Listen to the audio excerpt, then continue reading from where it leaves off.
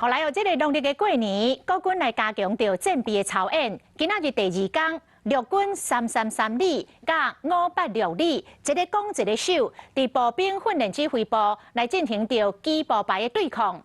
陆军打造正逼真的写定烧战的环境。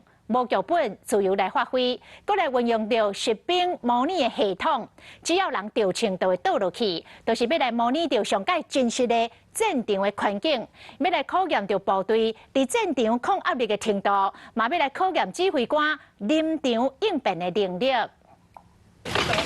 实验3处3空连炮分把驾车拍头阵，掩护陆军333旅机步排攻破红线。理智后方主阵。发射陆火箭弹，陆军586旅兄弟以优势火力压制对方。崩破大门进入厝内，伫小空间所受见到，展现平常时训练的成果。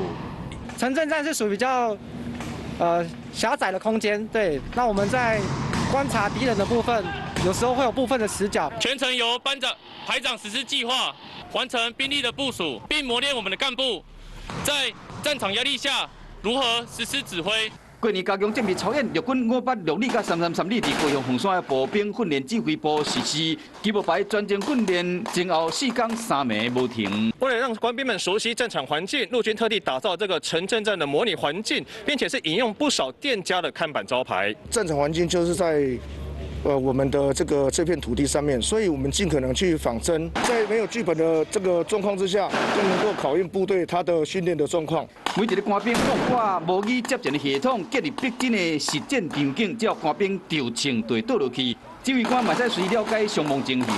我们会利用身上的 HR Go3通信系统，对各班班长进行联络，剩下存活的兵力再继续往下一个进攻点进行攻击。依照上级的任务需求，成为这个战场的有利态势，其实这个任务都算是成功的。